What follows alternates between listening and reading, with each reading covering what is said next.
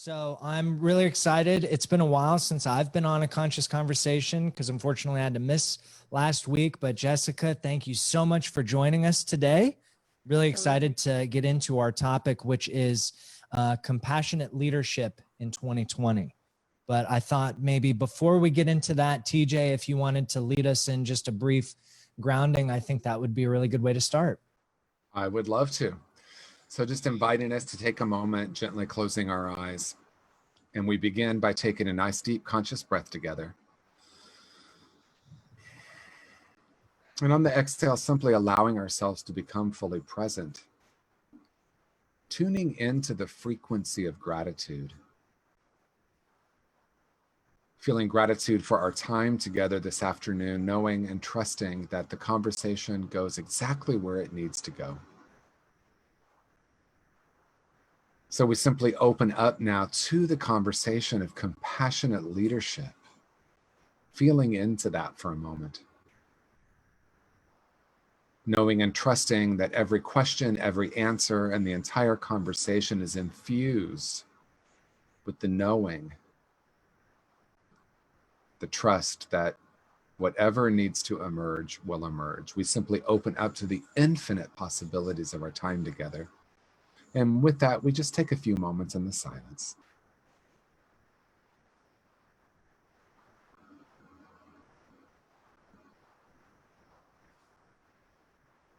And then slowly beginning to bring our awareness back into this time and space and gently opening our eyes. Awesome. Thank you so much, TJ. So I think to launch this conversation, I know that I personally have so many questions, and I'm really excited to get into this topic because I think that leadership is really in the spotlight right now, all the way from, the top level politics, all the way down through organizations, small business. And, given the fact that we're in the midst of this pandemic and, there were more closures announced today in California. And I know that for me and in conversations I've had with TJ, it's been really hard to wrestle with these things while also recognizing what I would consider to be scattered leadership all over the place. And so maybe what we could start with is what led us to this topic today in the first place. I'm curious about that. Sure, I can jump in here, Jeremy, if Please. that's okay. First of all, thank you both for having me. This is my first time I was mentioning earlier, doing any live event. So I really appreciate I appreciate TJ's grounding. I needed to hear that for myself. And I think we've heard it said so many different ways. These are uncertain times. These are unprecedented times. We are living through this pivotal moment in history, and all those things are true. And Jeremy, you touched on, the closures today for California. And so it brings up again, I think for me, this sense of uncertainty again, and bring it to the forefront. When I talked with TJ about, different things we could discuss today, compassionate leadership was on the list. And the reason being, just a little background for me, is I've held different leadership roles throughout my career, but I also think there's so many ways we can look at leadership. Like you mentioned, that could be, we're leading at the highest level of office? Are we leading politically? Is it a small business? Are we in business for ourselves and we have to lead ourselves through the day, which can be really tough? Or it could be leading our families, right? So it can look so many different ways. And so first, just honoring that. When I think about leadership, I really think about it in this all-encompassing way. And so that's first off. The other piece that felt important for me is, and maybe it's because I'm feeling this, is it's a little stressful right now. I can speak for myself in being in multiple leadership positions, but also really wanting to be led and looking to whether it's mentors in my own life, professionally, friends, family. I think when we are left with blank spots, where information is perhaps missing, or we don't have everything in the moment, the human mind and our brains, whatever you'd like to call it, tries to fill in the gaps. And we're left, for me, again, keeping it to my own experience in a sense, is I'm left searching. And so I have a couple quotes, and then I'll stop for a second. But one of them is working on being the leader you need for yourself. So all those times where I'm thinking, gosh, they could have done this better, my boss could have done this better, my partner could have done this better, reflecting inwards and going, what's the leader I need? Who do I need to be in leading myself? And so I think I'll leave that there, but that were some of the main thoughts in coming into this, and in what this could look like. Wonderful. Yeah. Thank you so much. And I agree. I didn't even think about the implications of leadership kind of outside of a professional or political sphere. And yeah, that resonates with me a lot because, I've had a lot of personal stuff come up over the last couple of months where people are looking to me, and it's like, man, I kind of want to just take a breather and let somebody else kind of, lead the way. But TJ, what about you? Is that resonating with you at all? Oh, absolutely. And I so appreciate the conversation being open, because one of the things as you were speaking, Jessica, is I was thinking about this natural tendency to look outside of ourselves, right? This natural tendency for human beings to want someone to lead. And, we're living in a time where there's a lot of people who are pointing fingers at why aren't they leading? Why isn't he leading? Why isn't she doing this? Why aren't they doing that? And we've had, Jessica, you and I have had conversations about mask or not mask, or open or not open, or, is it a pandemic, or are they over exaggerating, and everything that's happening. And there's like all of this information. And I think one of the things that I want to kind of inject into the conversation is, what does it mean to actually lead ourselves emotionally and spiritually from the inside, right? To be able to kind of unplug from the noise that's happening and everything that's happening. We're inundated with so much information right now. And for me, what has been really required, and I can say it that strongly, is I have to spend some time in the silence. I have to spend some dedicated time reconnecting with my own truth, because, all of us work in mental health. The three of us work in mental health. And we know that projection is quite possibly something is unresolved within me, so I'm going to point a finger at you, right? So we have cancel culture. We have people being called out for their racism, people being called out for their lack of leadership. And for me, what my invitation is for myself, and for anyone watching, see if this fits for you, is to pause and to really get in touch with what I'm actually feeling emotionally, so that I'm not in reaction. Now, it could be asked, what does that have to do with leadership?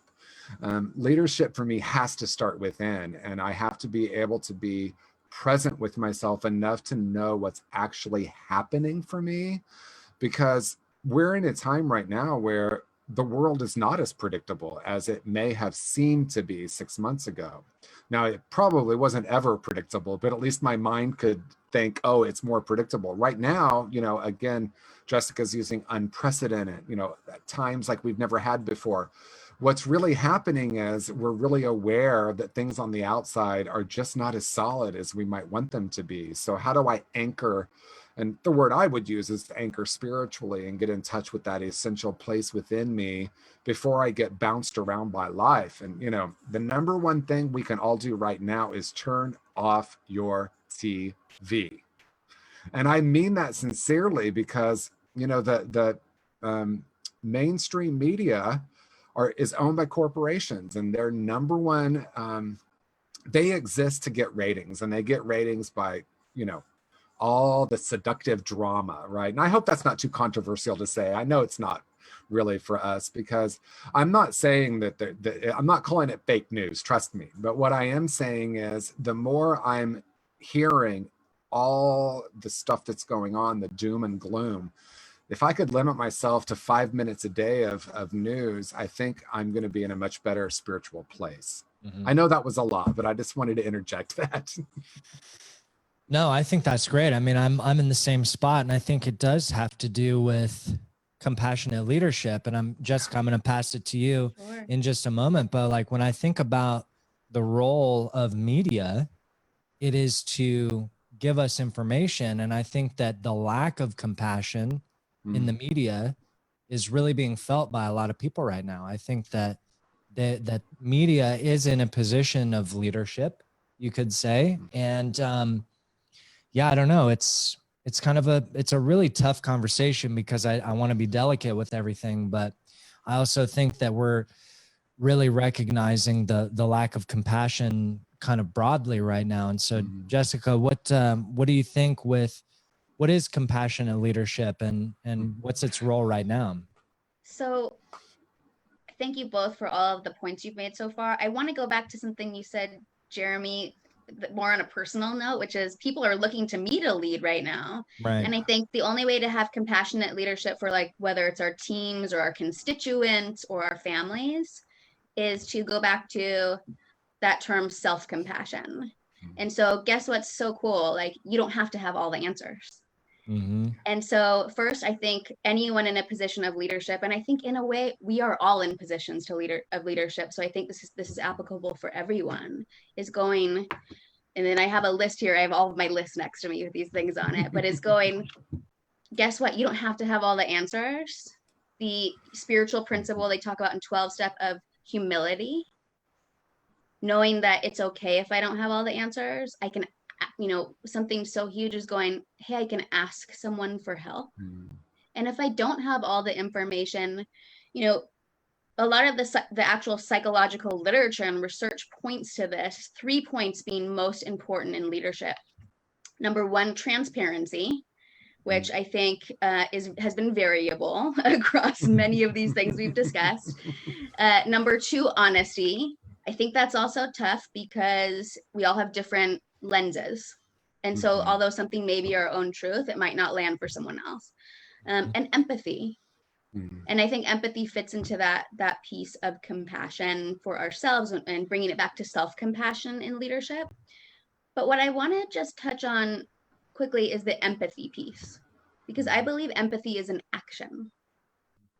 And so first, in order for me, and that could look like self-care for my, am I setting boundaries? I mean, recently, I think we're all facing this. I have so many Zoom meetings. I live in my computer and I feel like I'm crawling out and I'm like, what day is it? Right. But I had to, I'll give myself as an example. I had to just say, hey, I can't be in that meeting today. Yeah. And that was leadership, because I know that I need to take care of myself. We know all the cliches, right? Like, if the oxygen drops on the plane, put your mask on first. And I think especially for those of us, and I don't want to speak for everyone, but working in the mental health field and the healing professions, we're so good at saying it. Sure, I'm going to take care of myself. Yeah. I'll get to that after I've responded to these 500 emails. Right. So it's going, empathy is an action. Self-compassion is an action. So I think for leadership, we have to start there.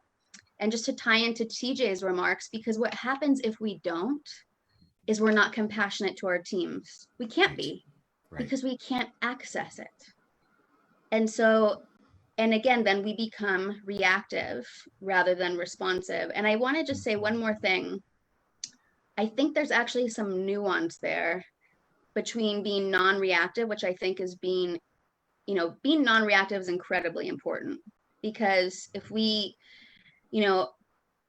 are coming from a place of fear, which, who's not at this point, things can get jumbled and things become unclear and communication fails. But I would like to move it from this non-reaction to, and I think TJ I'm so curious to hear what both of you have to say about this, but to being present and responsive. And so it's just a slight shift. It's great to be non-reactive, but I think sometimes that can set us as kind of a bystander.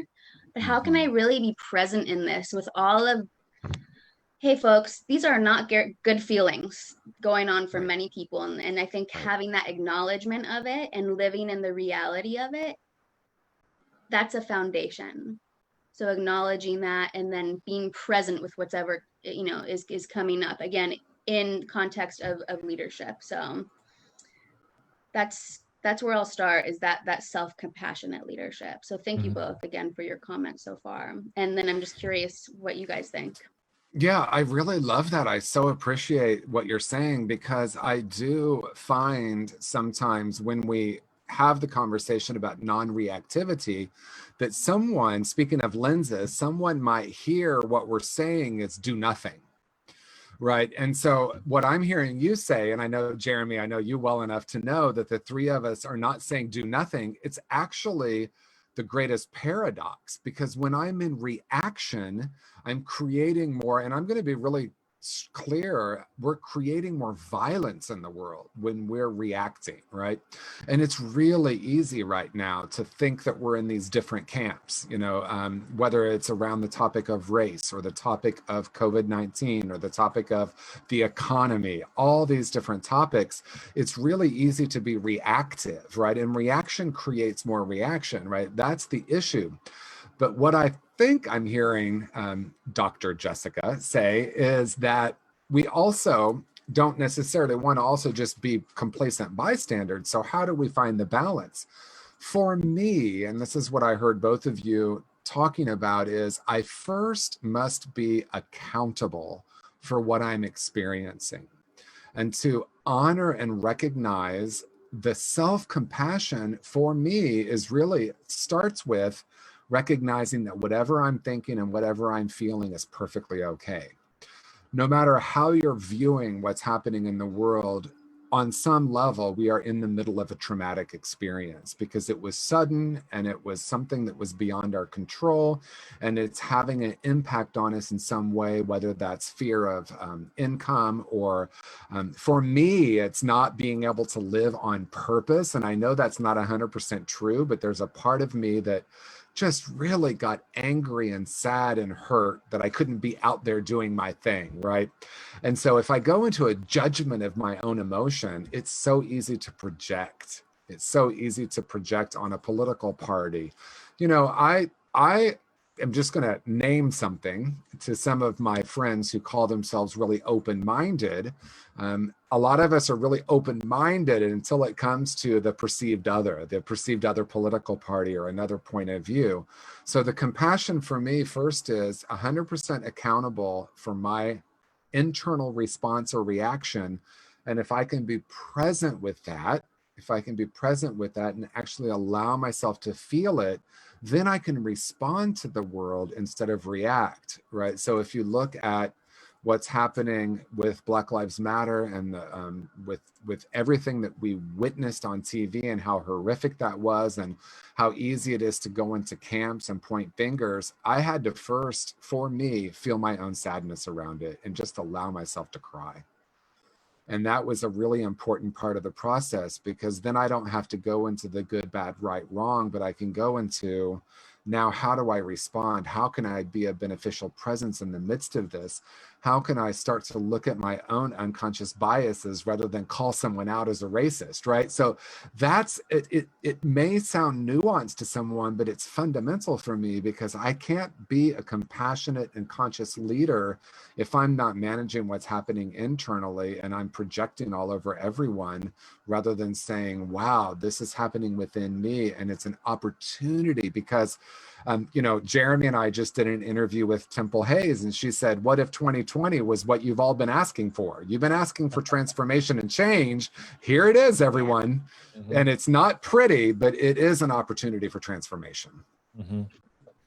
Yeah, absolutely. I love that. I love the three pieces that you identified of leadership, and I couldn't agree more. And I think with how much exposure I get to both kind of the spiritual community as well as the behavioral health community, it's a really fun place to be, because you can really see how the two correlate without really even knowing it. And so for me, what's been a really good practice in empathy as an action, like you mentioned, which I think is brilliant, is it's really easy to say to respond rather than react. The theory of it is it's really easy to understand. It's like, yeah, when I'm in a really good mood and, you know, it's Friday, I just got paid, everything's going good, and then plans for the weekend changed, it's like, oh yeah, no problem. Like, yeah, piece of cake, right? And so that response comes a lot easier. But when you're in a situation that's a little bit more turbulent and there's a little bit more emotional charge behind it, it can be really hard to say, gee, let me see how I could respond to this, you know? And so for me, this whole time of COVID-19 and everything that's happened has been a really big opportunity to practice. And I think that's one thing that gets neglected a little bit, is practicing compassion as an action. So when I see something that activates a response in me and I want to just write back on Twitter or like, you know, flash on someone on Facebook, I stop and I ask myself, what's my judgment right now? What is my judgment? I name it, I see it. And just in naming it and recognizing that it's there and that it exists, I bought myself some of that time to where I can respond and try and channel some empathy and compassion. And so, yeah, that's definitely what was resonating with me for sure. Yeah.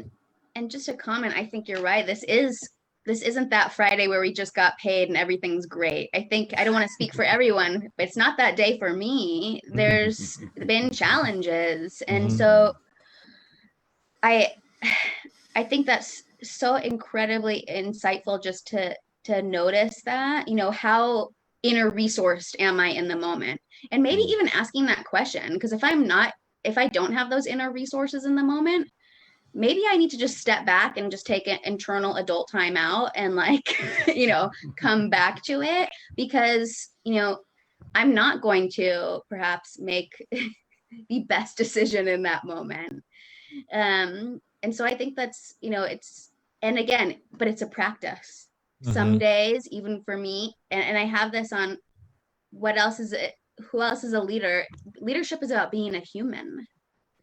And not only acknowledging, you know, when it might not be your best day, but also when you do make a mistake. Again, and this goes along some of those spiritual principles, is coming back and being able to have the humility and say, I wasn't my best self that day when I made that choice, when I made that decision, and coming back not only to yourself, but then going to your teams and the groups, your spheres of influence. And let me tell you, I have had to do that, especially, you know, I've had, you know, we're dealing with the pandemic of COVID-19, but also, like both of you have mentioned, the pandemic of racism.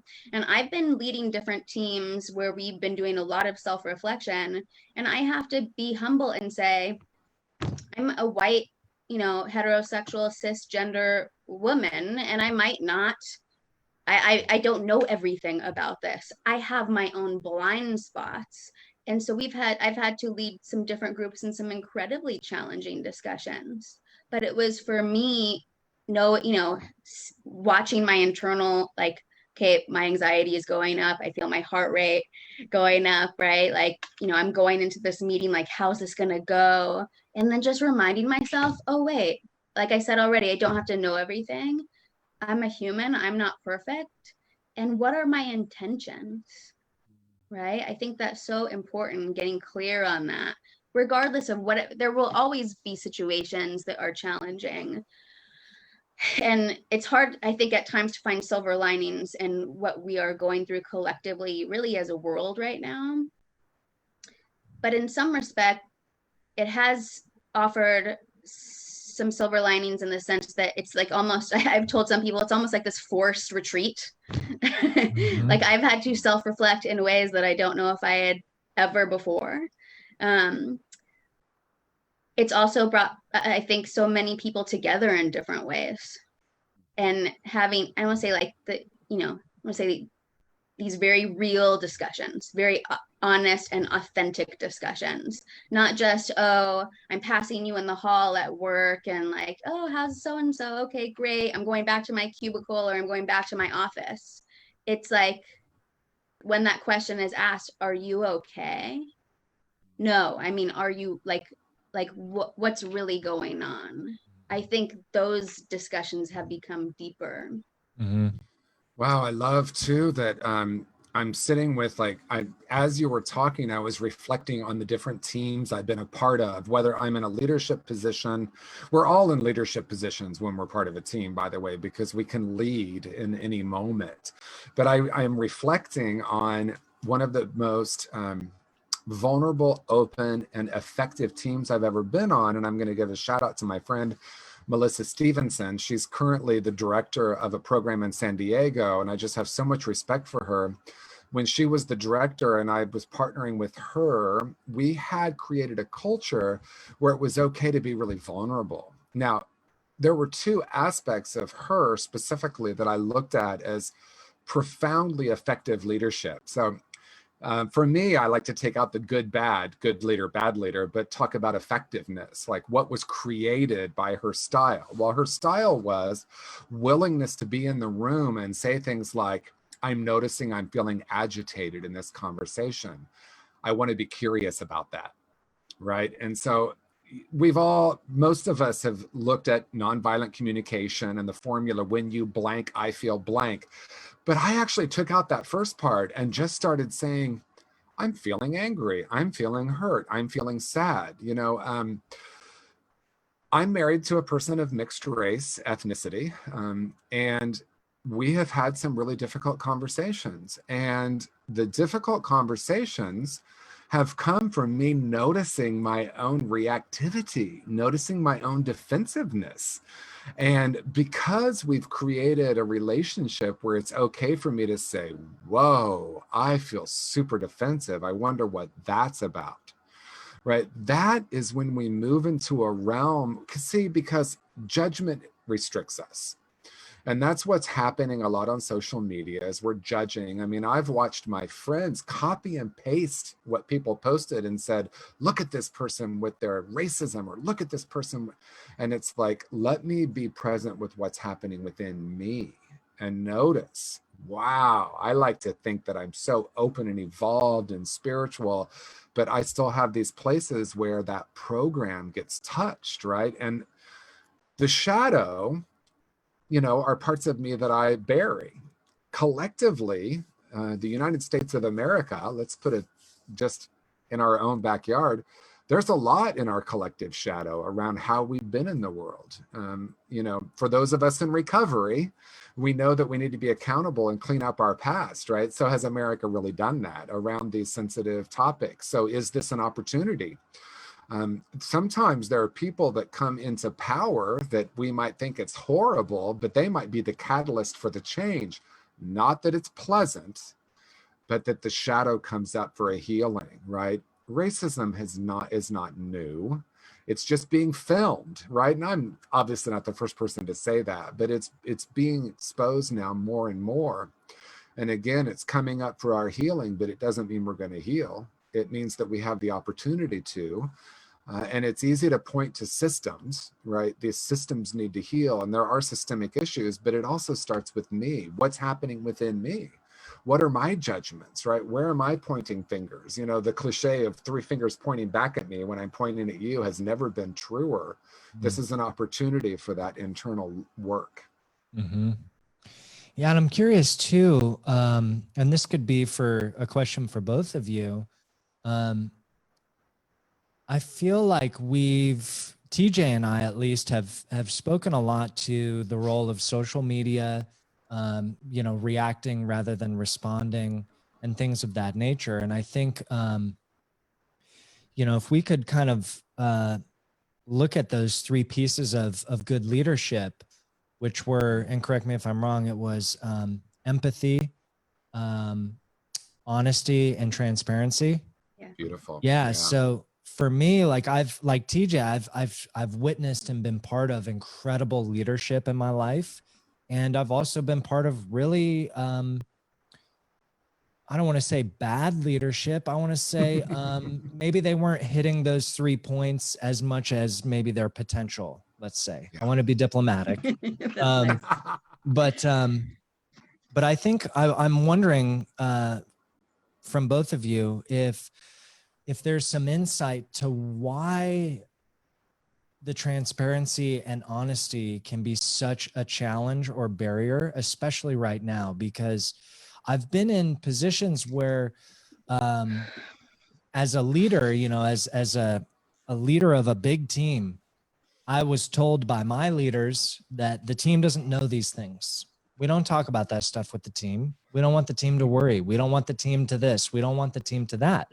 And I always felt a lot of resistance to that because most of the time they already know anyway. Of course. And if I'm not saying it, now I'm dishonest. And that's the second piece. And so I'm wondering if both of you have any insight, because I see that happening on a national scale right now. I see other countries maybe really hitting the empathy and the transparency and the honesty. But it's always been such a barrier. And I'm wondering on a big scale, on a smaller scale, if there's something behind why that's so challenging or why it's looked at as maybe not an important ingredient in compassionate leadership. Well, if that makes any sense. Yes, I would love to kick this one off. And I know, Please. I'm sure Jessica has a lot to say about it. But I think a lot of us have been trained that leadership is force, right? That I need to have the answers. It's kind of like a male-dominated old paradigm, right? Like it's from the top down. I'm the one with the answers. You know, back in my day, and I'm revealing my age, but like, because I'm the mother, that's why. You know, like that kind of thinking, because I'm the dad, that's why, right? And a lot of that was in a lot of the teams I was in. You know, the leader had the answers. We were doing what we were told. Well, that paradigm is shifting. So I think there's two questions that I heard Jeremy ask. One is, what is the importance of it? And then why is it challenging? Well, I think that we have been so much in an aggressor kind of paradigm and consciousness that it's just so new to us, right? That sometimes people, you know, we're in spiritual and therapeutic circles. Like I remember coming home when I was working full-time in treatment and telling my husband, Will, you know, this is what our staff meeting was. He's like, my gosh, you talk about your feelings and what's happening for you and what's getting touched and activated by this client and noticing this friction. And so it was totally foreign to him because he had worked in corporate America where the top had the answers and that they were told what to do, right? So what is the value of transparency? What is the value of empathy and the value of honesty? What Jeremy pointed to is everyone knows what's up energetically anyway. So when we name it, there's so much strength in that. And I could get more spiritual and say that we're ushering in an era where the divine feminine is actually coming into power. And I don't necessarily mean gender, but it often is correlated to our gender. But it's this idea of compassionate, open leadership where we literally are a team. I don't have an answer as the leader, but I have a lot of questions. Why it has been hard for me is I was deeply programmed, you know. We literally put in someone's obituary, they lost the battle with cancer, right? We're so used to fighting and battling, you know, right now we're fighting COVID-19, right? So we're in a new era where we're recognizing that force is not as useful as stepping into true power. True power is honesty, transparency, and empathy.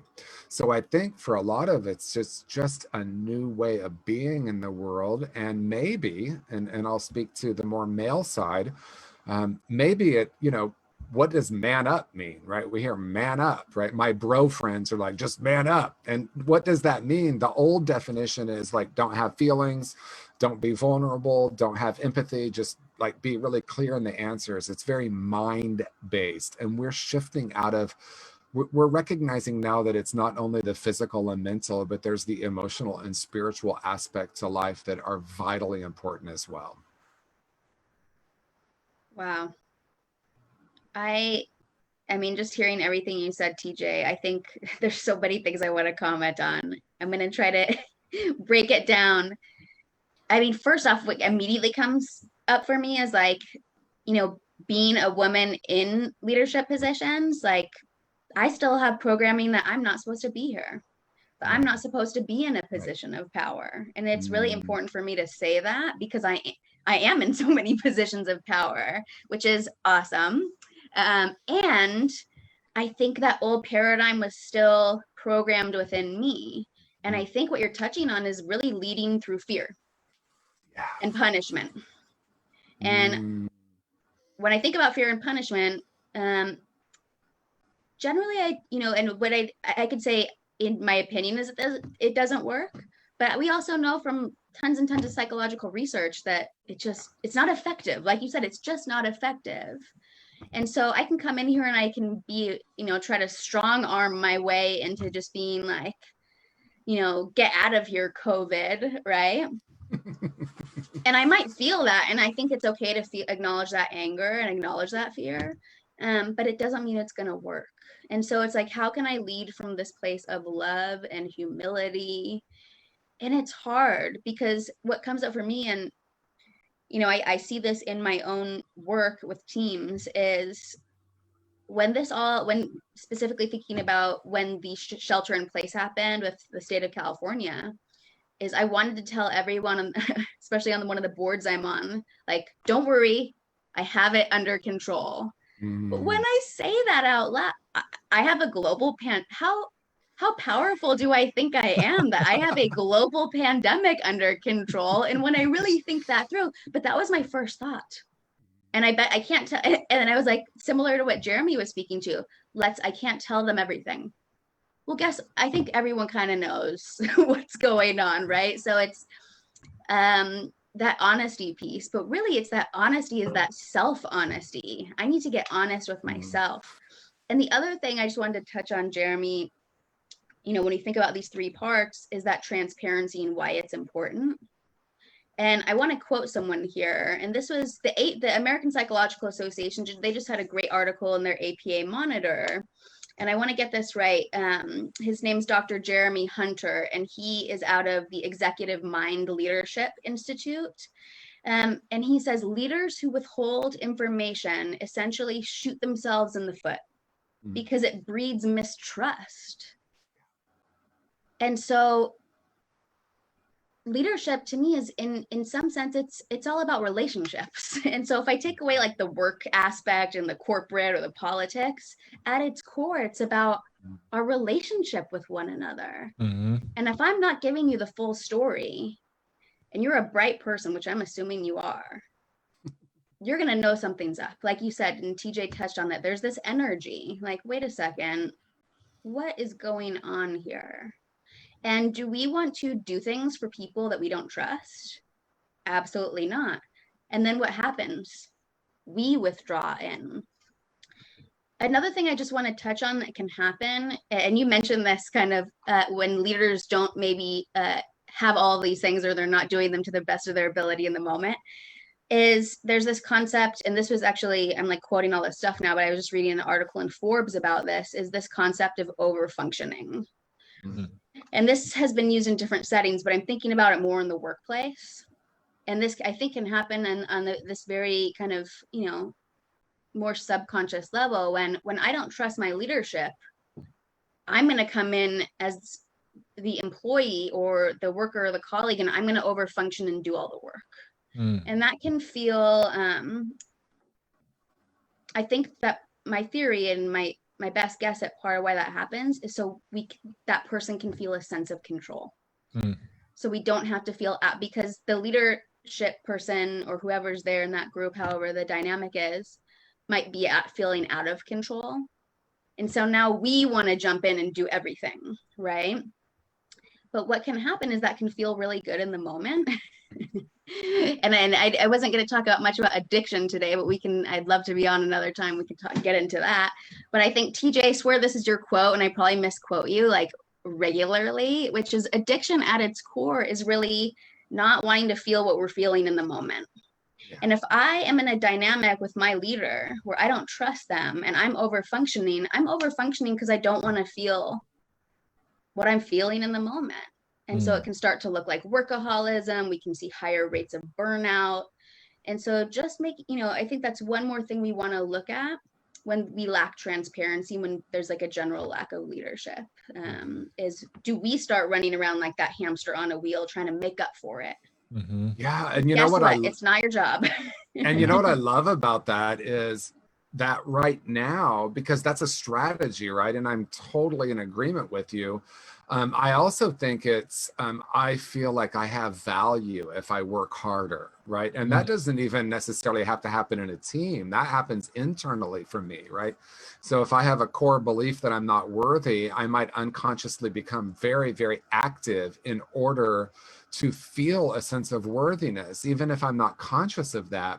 And one of the things that's happened with COVID is that some of us have been forced to slow down. So by the way, I'm telling my own story for the sake of transparency here and honesty. I'm not talking about this in theory. This is what happened for me, because one of my strategies is to be really, really busy and to achieve and to, make a big difference. That's my thing. I need to make a difference in the world, and I don't believe in character defects. I'm not a fan of that. For those of us who are in recovery circles, I think their superpowers, maybe with the volume turned up too high, right? So because of my own history, because of my own trauma, because of my own disconnection and shame that I had so much of early in life, I feel like I do have a unique way of being in the world and helping people with theirs. When the volume's turned up too high on that, though, I move into the savior complex and I get fed by trying to save people. When COVID happened, it's like, I couldn't speak, I couldn't facilitate, I couldn't do the things that I normally did. And I noticed myself feeling empty. And so it's like, oh, if I can look without judgment, I can see that at least in part, my living on purpose was also a part of me trying to heal what was still some kind of wound within. Now, that's not good, bad, right, wrong. That's just like, oh, let me notice that. And I think a truly remarkable leader is willing to share that, right? And so I go back to some of the teams I've been on where the leader, Dr. Krista Gilbert, one of my favorite people working in this field, she was my first clinical supervisor, and she would be very transparent. I notice I'm feeling fear right now. I wonder if we can talk about that.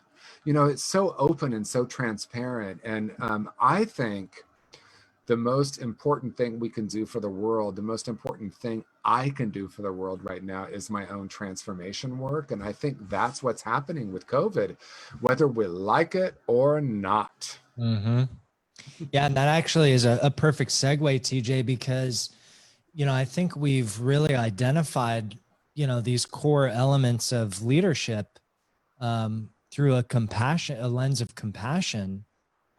I also know and have known many leaders, and I've seen the overcompensation of employees trying to make up for lack of leadership. I have so much reality with that, both as a leader whose team members were doing that, and also as the team member who was doing it too. And so I have so much reality with both of those. And I know that there are some leaders out there who would fundamentally disagree, and they are still somewhat attached or identified with that paradigm of leading with force. And but I also know that there's this whole other, and I don't want to divide, I don't want to be so divisive, but I do know that there are so many leaders out there who want to be compassionate. They want to lead with transparency and honesty, but it can be kind of daunting when you're leading through such a, I think about like, when they stormed the beach at Normandy, right? It's like, try to lead something like that. And it's like, oh my gosh, I can't even imagine. And so I'm curious from both of you, what does it look like to transition into compassionate leadership when maybe it hasn't been that way for a while? Well, you touched on something that I think is really important. The litmus test is how is it working? So if I'm leading a team, one of the ways, if we're looking for evidence to ask the question, is this effective? Am I retaining my team? Are people leaving? Right. And so I've worked on teams where like people are coming and going and coming and going. And again, if I can move out of judgment and become curious about like, oh, I wonder what's happening. Like I go back to that team I spoke of that was so powerful. There was no one left. We were there for like 2 years. The whole team was there. And because there's engagement, because there's buy-in. So if we're looking just at the very practical piece, if I'm listening to the people I lead and creating a space, holding a space for them to have a safe place, because we haven't talked about safety, but I think that's fundamental, right? If I feel safe with the person that's leading me, I am going to be more engaged, more present, and then become more productive, because the opposite of that, I need to prove myself. And because that's not really effective. When I'm really safe, it's like, oh, we can be this field of consciousness, and these ideas emerge from a much deeper place than just all of us trying to prove. I've been in clinical meetings where I'm like, whoa, I feel like we're all just one-upping each other. Like the psychiatrist is so smart, and I'm the spiritual guy, and I'm so leading from the heart. And we all are just like trying to prove something. And then I've been on teams where we're just like, I'm really curious about this. And when I hear a leader say, I don't know, there's something there's so much trust that gets built from that. I don't mean that they're going to say, I don't know about everything, but some moments it's like, it's really powerful. I'm thinking about the book Power versus Force, David Hawkins, right? Hawkins, Power versus Force. Am I in my power, or am I trying to be forceful? And again, the litmus test is, how is it working? Jessica, what do you think? Wow. I think first off, anyone in a position of power right now or leadership that is even asking themselves some of these questions, like that's the first step. Like you've made it to like through the door. So like, welcome. It's not always easy. And so I just want to touch on some of the themes that I'm hearing, which is vulnerability, right? And it makes me think of Brene Brown. Love her. I could quote her for days. But this idea is going, well, if these teams in the workplace or politics or whatever it is are about relationship building, we have to have that vulnerability. And just again, going back, so there's that piece, but then also TJ, what you just said, going back to that humility and just saying, it's okay sometimes to say, I don't know. And I have some like, for me, I think I agree with TJ. I think you said this earlier, and I think Jeremy, you touched on this. I think we're all in some respect, we are living through a collective trauma. Yeah. And what happens when we are dealing with trauma from just a neuroscience perspective, so many people out there already know this, but our prefrontal cortex has left the building. Okay, it is offline. And so even if I'm a very well-intended leader, I might need some concrete things just to kind of to ground myself a bit. So asking for feedback. And it can feel really simple, but for me, sometimes I forget to go like, well, how did that land? Or what do you think about this? So asking our circles, our spheres of influence for feedback. And then also not just asking for it as like lip service, but then being open. And what that means is willing to change. All these things like feel so hard, but they're totally doable. Listening more than talking. Oh my gosh, this one's hard. When I'm nervous, I could talk for days and people just go, oh, you're a wonderful speaker. I go, my anxiety's at like a 10 out of 10. So yeah, I could, TJ, know, especially if I'm drinking a lot of caffeine. So I have to, I love talking. I love public speaking, but I have to be willing as a leader to be quiet and listen. And I have to make space for the voices that I notice in the group that are even more quiet. And I think that goes to creating that safety. I'm not an expert at creating a safe place. I don't, I can never fully understand each individual's experience, but I do know I can tell if someone in the group doesn't say much, And I might put out there, hey, if you know, I might send them a message on the side, like, I'm open, you know, if you just want to email me or talk one-on-one. I think because we now live in a virtual world, which is virtual reality. I never thought we'd be here so quickly. Is not only having group discussions like our staff meetings, if you're working in treatment or in a hospital, but just having those sidebar one-on-one conversations. And like, we kind of have to work a little bit harder to create that now, because here we are. I'm not going to see you in the hall. And so really making that available. I literally today just saw a post from Adam Grant, who's a big organizational psychologist out of Wharton, I believe. And he said, post office hours, like, even if you're not an academic, right? Just go, I'm available these 2 hours, like TJ, Jeremy, everyone, like, these are my 2 hours a week that just like text me, ping me, whatever, because then it can build those individual relationships. And I think that's so important. Yeah. It's so great because Jeremy modeled that so well. He let us know, people, not after 5 p.m. and not on the weekends. I just love that. And then, you know, on a lighter note, you know, we live in the realm of reality TV to the point where we have a president who is literally a reality TV star. So regardless of how you feel about him politically, we've created reality TV. And I was thinking that we should have a reality show, TJ and Jessica Go to Coffee. And then I'm like, well, who would want to watch that? But then you never know, because Jeremy, you may not know, but when she and I go to coffee, back when we could go in person, and we're going to be there again soon, you know, 3 hours of high caffeinated conversation. So maybe our next series, rather than conscious conversations, could be caffeinated conversations, and just see what happens. Oh, I would so watch that. Let's do it. You know what, let's do it once. And if we only get 2 viewers, then hey, it is what it is. We still had a good time. That's right. Jeremy plus one other person could be watching. Yeah, exactly. That's, you know what I always say, I would always tell people, if you only help one person, that's all that matters. That's right. But the truth of it is, remember, and I know we're kind of joking now, but hey, we're helping ourselves. And isn't that what this is about? This is part of this discussion. Well, and yeah, I mean, I'm thinking about the power of connection too, right? And all joking aside, one of the things I love about our coffees are you're someone that I can come to, and there's something about your mind that is helps me to open mine. And we have these great brainstormings, and we've come up with some really interesting things, some of which have even actually happened, right? Because there's something like right now, connection with self and connection with others.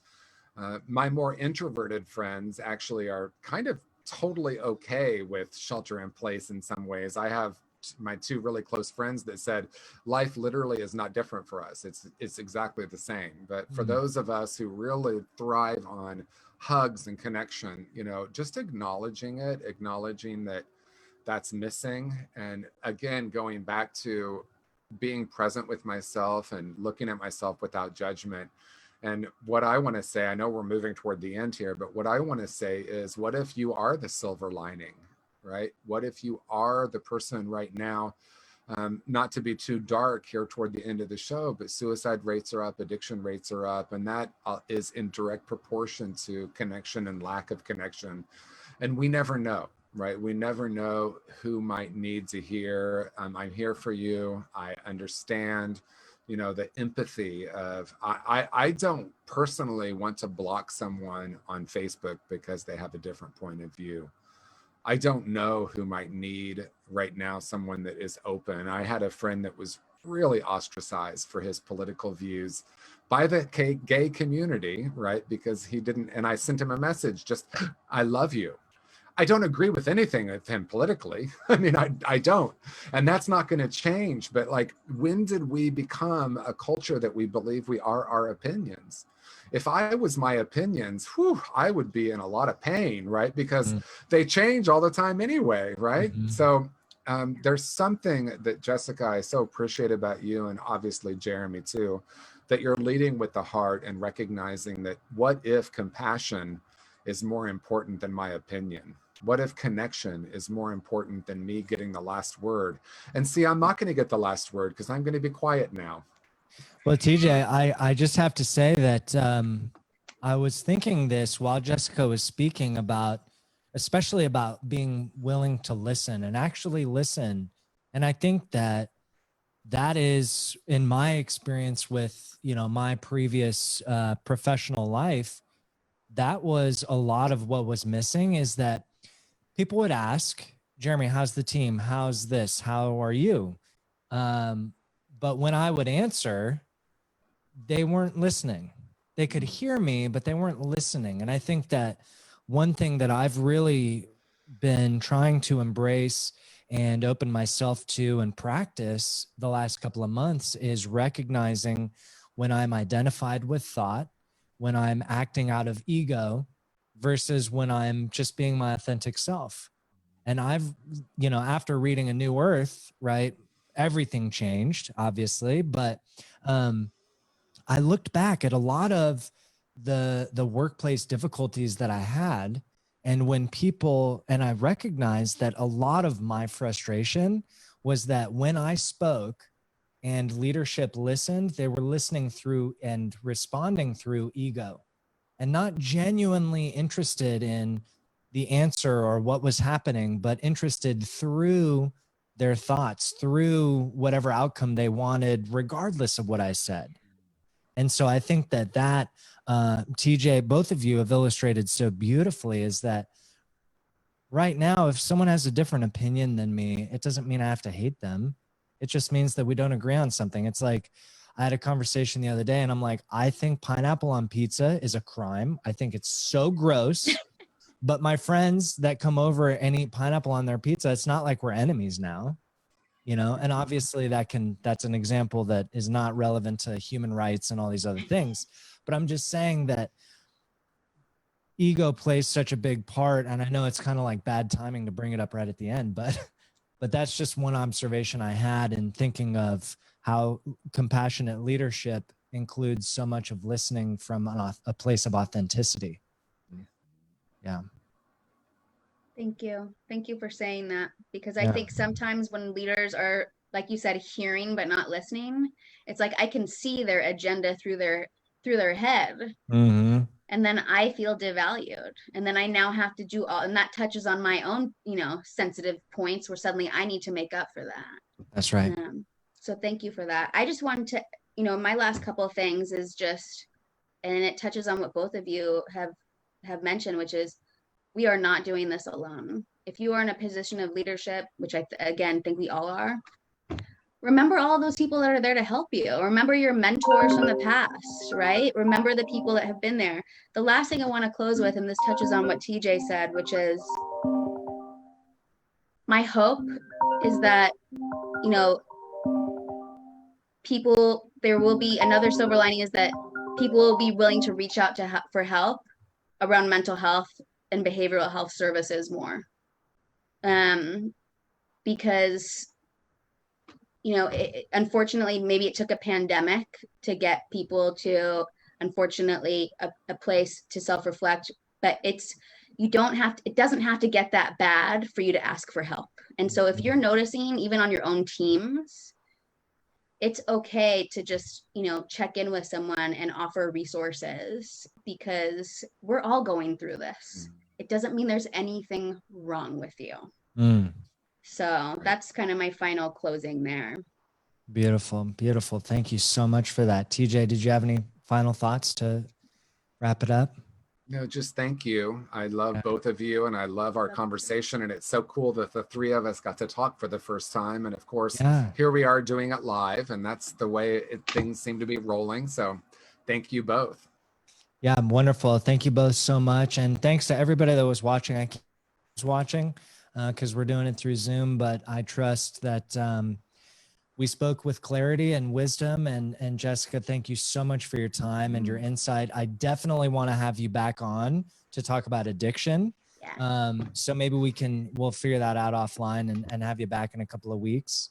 Otherwise, everybody watching, take care of yourselves. And like Jessica said, reach out if you need to. We're all here to support each other. And yeah, we'll be back next week. So thank you all. Bye, guys. Bye.